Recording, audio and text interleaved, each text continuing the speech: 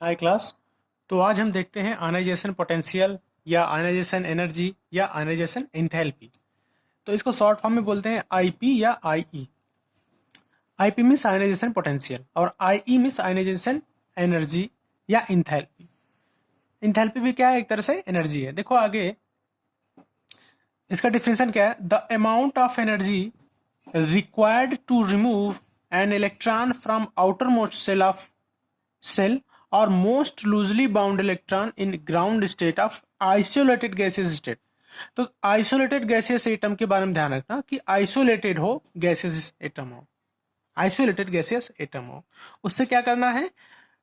देखो सिंपली क्या है कि हमें एनर्जी चाहिए कि अगर जैसे ये मैं बना दिया, ये लास्ट सेल है, किसी का लास्ट सेल है, यहाँ पे इलेक्ट्रॉन है, तो समझ लो कि कोई इलेक्ट्रॉन हो मान लो, तो लास्ट सेल में जो इलेक्ट्रॉन है आउटर मोस्ट सेल में, उसको उस सेल से निकालना है ना, सेल से निकालना आउटर मोस्ट सेल या मोस्ट लूजली बाउंड जो इलेक्ट्रॉन, उसको उस सेल से निकालने में जो एनर्जी लगेगी उसको बोलेंगे आयनाइजेशन पोटेंशियल या आयनाइजेशन एनर्जी, या क्या बोल सकते हैं, आयनाइजेशन एंथैल्पी। जैसे एन सॉलिड है तो एन गैसेस फॉर्म में हुआ, ठीक है, एनर्जी देने के बाद गैसेस फॉर्म हो गया। अब देखो एन गैसियस है, अब आयनाइजेशन पोटेंशियल, आयनाइजेशन एनर्जी दिए, तो ये क्या किया, अपना मोस्ट लूजली बाउंड, देखो ये देखो मैं एन का ही बनाया हूं, Na11 ना, तो इसका इलेक्ट्रॉनिक कॉन्फ़िगरेशन करोगे 281, तो लूजली बाउंड ये लास्ट सेल में उपस्थित इलेक्ट्रॉन, जो प्रेजेंट इलेक्ट्रॉन है वही है, तो क्या किया, लूजली बाउंड था या आउटर मोस्ट सेल में था, तो क्या कर दिया, आयनाइजेशन एनर्जी जब दिए तो क्या कर दिया, इसको लूज कर दिया, इलेक्ट्रॉन को रिमूव कर दिया। तो यही क्या है इसकी आयनाइजेशन एनर्जी। देखो Na+ बना लिया और एक इलेक्ट्रॉन डोनेट कर दिया। ठीक है, समझ में आ रहा होगा आई थिंक आप लोग को। अच्छा देखो इसको और भी क्या बोलते हैं कि H2 गैसियस है, तो आयनाइजेशन एनर्जी दिए, इसको पोटेंशियल दिए, तो 2H+ और 2 इलेक्ट्रॉन ये हो गया, निकल गया। जैसे Al था तो Al+ हो गया आयनाइजेशन एनर्जी देने के बाद। जैसे ये इलेक्ट्रॉनिक कॉन्फ़िगरेशन ये था किसी का, तो लूजली बाउंड इलेक्ट्रॉन कौन था, 3p1, तो पहले यस भरेगा फिर पी भरेगा, तो पी लास्ट में है, तो पी में से एक इलेक्ट्रॉन निकल गया और एक इलेक्ट्रॉन यहाँ पे, ठीक। और जैसे 4s1 था तो लास्ट में क्या है, 4s है, तो यहाँ से इलेक्ट्रॉन निकल गया, बाकी सेम वो इलेक्ट्रॉन निकल गया और एक इलेक्ट्रॉन यहाँ पे देखो।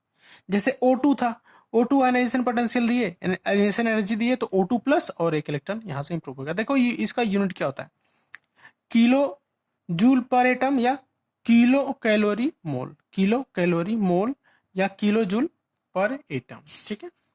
चलो आगे देखते हैं कि देखो ऐसे ही क्या है कि Be- था ना, Be- था, तो उसको क्या कर दिया, उसमें से एक इलेक्ट्रॉन आयनाइजेशन पोटेंशियल दिए तो निगेटिव हो गया ना, निकल गया इलेक्ट्रॉन, तो बी हो गया सिंपल बी और एक इलेक्ट्रॉन यहाँ से रिमूव हो गया, मतलब 1:2s2 2p1 से 1:2s2 हो गया, ठीक है।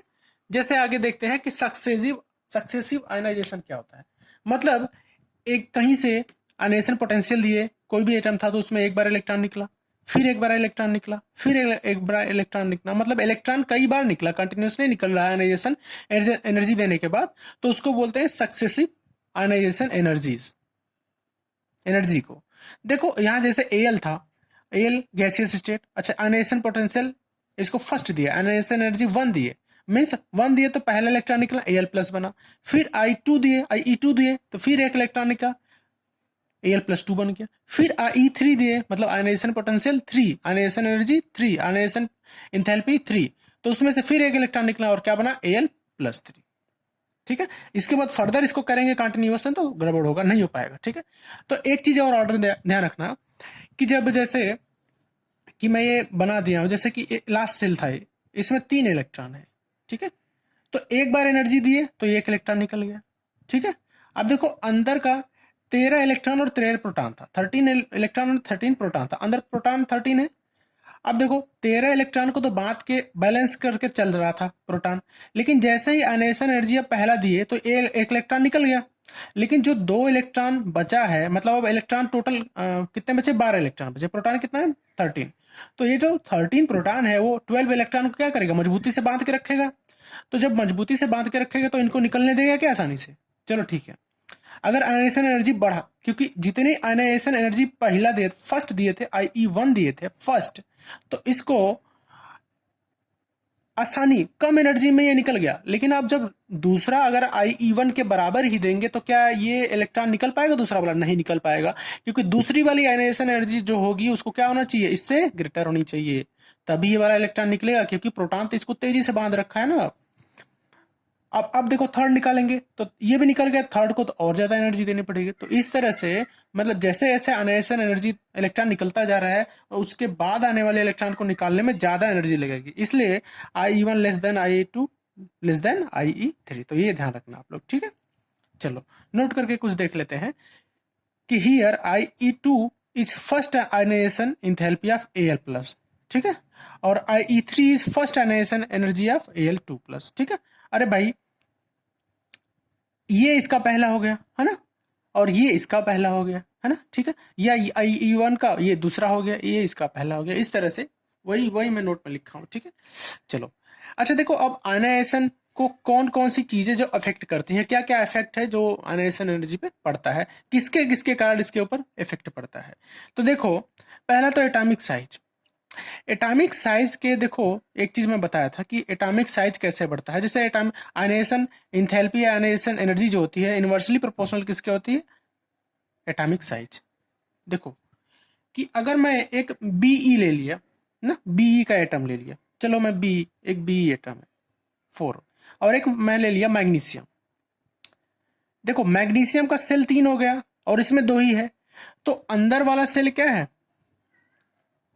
ज्यादा टाइटली बाउंड है प्रोटॉन से, लेकिन जो बाहर ज्यादा, इसका सेल 3 हो गया, तो 3 सेल हो गए, तो तीसरे सेल में जो इलेक्ट्रॉन होंगे वो लूजली बाउंड होंगे, समझ रहे हो ना। इसीलिए एटॉमिक साइज जो होगा वो इनवर्सली प्रोपोर्शनल होगा आयनाइजेशन एनर्जी या ionization energy, ionization potential, ionization enthalpy inversely proportional to atomic size, ठीक है। अच्छा देखो ग्रुप में क्या होता है, ग्रुप में जब टॉप टू बॉटम जाते हैं तो एक तो पता है आपको नंबर ऑफ सेल बढ़ेगा, नंबर ऑफ सेल बढ़ेगा तो साइज बढ़ेगा, शिल्डिंग इफेक्ट बढ़ेगा। अब देखो शिल्डिंग इफेक्ट मतलब क्या है कि जो न्यूक्लियस का पावर था उसको लास्ट इलेक्ट्रॉन तक पहुंचने न देना, मतलब शिल्डिंग इफेक्ट को बढ़ाते रहना। शिल्डिंग इफेक्ट जितना ही बढ़ेगा, लास्ट सेल वाला जो इलेक्ट्रॉन है उसको न्यूक्लियस बांध के नहीं रख पाएगा। जब बांध के नहीं रख पाएगा मतलब शिल्डिंग इफेक्ट बढ़ता जा रहा है, तो जब शिल्डिंग इफेक्ट बढ़ेगा लास्ट सेल वाला जो इलेक्ट्रॉन है वो और दूर जाना चाहेगा। समझ रहे हो मेरी बात को? समझो, शिल्डिंग इफेक्ट जब बढ़ेगा मतलब क्या है कि उसके पीछे आने वाले इलेक्ट्रॉन को, उसके पिछले वाला इलेक्ट्रॉन क्या करेगा, आगे आने वाला इलेक्ट्रॉन न्यूक्लियर पावर को, न्यूक्लियस जो उसका पावर है या एनर्जी है उसको रोकेगा कि उसको बांध के रखे। तो जब रोकेगा तो क्या होगा, बाहर वाला इलेक्ट्रॉन अपने आप घूमना चाहेगा, कहीं भी जाना चाहेगा, तो इसलिए शिल्डिंग इफेक्ट बढ़ता है, तो एटॉमिक साइज भी क्या होती है, बढ़ती है। ये मैं आप लोग को समझाया भी था। लेकिन जब एटॉमिक साइज बढ़ेगा तो मैं क्या बता दिया कि आयनाइजेशन एनर्जी जो है यूनिवर्सल प्रोपोर्शनल है किसके, एटॉमिक साइज के। तो जब एटॉमिक साइज बढ़ेगा तो आयनाइजेशन इंथैल्पी एनर्जी या पोटेंशियल क्या होगा, डिक्रीज होगा। तो ये ध्यान रखना आप लोग। देखो नीचे जाने पे आयनाइजेशन पोटेंशियल क्या हो रहा है, डिक्रीज हो रहा है, डिक्रीज हो रहा है, डिक्रीज हो रहा है, डिक्रीज हो रहा है। अच्छा चलो एक चीज और है कि हीलियम का आयनाइजेशन एनर्जी सबसे हाईएस्ट होता है। हीलियम का आयनाइजेशन एनर्जी सबसे हाईएस्ट होता है और सबसे लोवेस्ट होता है सीजियम का। ध्यान रखना, हीलियम का सबसे ज्यादा आयनाइजेशन एनर्जी और सीजियम का सबसे कम, ठीक है। तो चलो कुछ एक्सेप्शन देख लेते हैं, कुछ एक्सेप्शन वाली चीज भी होगी, पक्का होगा। केमिस्ट्री है भाई, केमिस्ट्री में बहुत एक्सेप्शन रहता है, ठीक है। चलो कुछ चलो एक्सेप्शन देख लेते हैं। तो देखो एक्सेप्शन क्या है इसमें कि ionization energy of Al less than equal to ionization energy of gallium. अच्छा देखो ये क्यों होता है, देखो मैं स्क्रीनिंग इफेक्ट एटॉमिक साइज में भी बताया था कि क्या डिफरेंस होता है इन सब में ना, कि कौन सा बड़ा होता है, स्क्रीनिंग इफेक्ट किसका ज्यादा होता है। आप लोग प्रीवियस लेक्चर देख लोगे तो ज्यादा समझ में आएगा, मैं एक ही चीज कई बार रिपीट करूंगा तो फिर टाइम लॉस होगा, ठीक है। तो देखो अब देखो ये क्यों होता है, मेनली इसका रीजन क्या है कि जो आयनाइजेशन एनर्जी Al का है वो लेस देन इक्वल भी हो सकती है किसके, किसके, गैलियम के, और लेस भी हो सकती है। इसका रीजन क्या है, इसका रीजन ये है कि due to d block contraction, due to d block contraction, भाई डी ब्लॉक कंट्रैक्शन किस में है, इसमें, ठीक है। तो इसलिए डी ब्लॉक आ जा रहा है, तो उसका क्या होगा, जब साइज बढ़ेगा ना, जब साइज बढ़ेगा तो उसका क्या होगा, जो एनर्जी होगी, आयनाइजेशन एनर्जी कम होगी। तो इसलिए कभी कभी क्या Al less than equal to माना जाता है, ध्यान रखना, लेस तो रहेगा लेकिन इक्वल भी हो सकता है। तो लेस देन इक्वल टू किसके होगा, गैलियम के, ठीक है। अच्छा, कुछ चीजें और हैं लेंथेनाइड सीरीज में कि आयन जो होता है लेस देन किसके होता है, टीएल का। मतलब आयन का जो आयनाइजेशन एनर्जी है वो लेस देन है आयनाइजेशन एनर्जी ऑफ टीएल के, जबकि एटॉमिक नंबर इसका ज्यादा होता है, इसका कम होता है। तो ये ध्यान रखना, ठीक है। अच्छा देखो, इसका भी रीजन क्या है, ड्यू टू लेंथेनाइड कंट्रैक्शन। तो देखो मैं कंट्रैक्शन भी बताया हूं आप लोग को, D block contraction, lanthanide, lanthanide contraction सब बताया हूं मैं। तो उसको आप लोग देख लोगे तो ये ज्यादा आसानी से समझ में आएगा, ठीक है। तो ये जो मैं लिखवा रहा हूं ना एक्सेप्शन, ये जरूर लिख लेना, आप लोग जरूर याद कर लेना, ये एग्जाम में ज्यादा पूछता है। देखो कुछ चीजें और देख लेते हैं, बी का सबसे ज्यादा होता है, फिर टीएल, फिर गैलियम, फिर less than equal to Al, है ना, ये आयन। तो ये ध्यान रखो, ये सीरीज आप लोग ध्यान रखना, ये ज्यादा पूछ सकता है आयनाइजेशन एनर्जी। तो आयनाइजेशन एनर्जी इनका देख लेते हैं, किसमें है, किलो जूल पर मोल में किसका कितना होता है। तो ये जो है बी, इसका होता है 801, 801। इसका देखो बहुत ज्यादा है, कंपेरेटिवली सबके बहुत ज्यादा है, 589। गैलियम का देखो, गैलियम का होता है 579, ये 577, लगभग इक्वल 559। तो क्या एल्युमिनियम ग्रुप, बोरान ग्रुप, ठीक है। तो ये इस तरह से याद कर लेना इसको। देखो बहुत इसमें भाई एक्सेप्शन यही तीन है, देखो बहुत कंफ्यूजन है इसमें, पहले बी देखो, फिर आना चाहिए था एल्युमिनियम को आना चाहिए, लेकिन ऐसा नहीं है। टीएल, टीएल उससे ज्यादा होता है, एल्युमिनियम से ज्यादा किसका, टीएल का है। तो ये ध्यान रखना कि टीएल है, फिर जीए है, फिर less than equal to Al, फिर आईएन है। तो ये ध्यान रखना आप लोग, इसमें बहुत गलती हो सकती है, ठीक है, इसलिए इसको ध्यान रखना। देखो यहाँ पे भी मैं बताया हूँ इसको, ठीक है। चलो अब आगे चलते हैं, कुछ चीजें देख लेते हैं। देखो एक कार्बन फैमिली में भी देख लेते हैं। देखो सबसे ज्यादा कार्बन का होता है, फिर सिलिकॉन, फिर आपका जर्मेनियम, फिर आपका पीबी, फिर आपका एसएम, ठीक है। तो ये भी ध्यान रख लेना आप, कार्बन, सिलिकॉन, जर्मेनियम, पीबी और एसएम, तीन जो भी है। देखो और डी ब्लॉक में, डी ब्लॉक की कुछ चीजें देख लेते हैं। देखो डी ब्लॉक में कुछ चीजें कि किसका आयनाइजेशन एनर्जी कम, किसका ज्यादा था आयनाइजेशन एनर्जी, डी ब्लॉक का आयनाइजेशन एनर्जी। तो सबसे पहले क्या आता है, 4D, 4D का सबसे कम, फिर होता है 3D, और सबसे ज्यादा किसका होता है 5D। तो ध्यान रखो, ब्लॉक तो बढ़ रहा है लेकिन सबसे कम किसका होता है, 4D का होता है, ध्यान रखना। 4D सीरीज का सबसे कम, फिर 3D सीरीज, फिर 5D सीरीज। तो ये भी ध्यान रखो आप, ठीक है। चलो कुछ चीजें और देखते हैं, और एक सबसे बड़ा एक्सेप्शन, ठीक है। देखो SC, फिर Y, फिर LA, ये देखो एक्सेप्शन है, ये मैं बताया हूँ आप लोग को, एफ ब्लॉक पढ़ाते टाइम, ठीक है, बताया भी हूँ। तो ये सब चीजें आप देख लेना, ठीक है। SC, Y, LA, तो जितना भी एक्सेप्शन मैं लिखवाया हूँ उसको आप लोग जरूर एक बार देख लेना, ठीक है। अच्छा, आप लोग को अगर पूछोगे कि ये कैसे हुआ है, इसको मुझे बताओ, तो आप लोग कमेंट करोगे तब मैं इसको बता एलिब्रेट कर सकता हूँ, अच्छे से डिफाइन कर सकता हूँ, ठीक है। अदरवाइज इसको याद कर लेना आप लोग अच्छे से, ठीक है। चलो आगे देखते हैं, और भी जैसे ZR है, फिर TI है, फिर HF है, ठीक है। पहला ये देख लेते हैं। देखो दूसरा आपका ऑर्डर है MO, CR और W। अच्छा देखो पीरियड में अब किस तरह से घटता है या बढ़ता है, पीरियड में देख लेते हैं।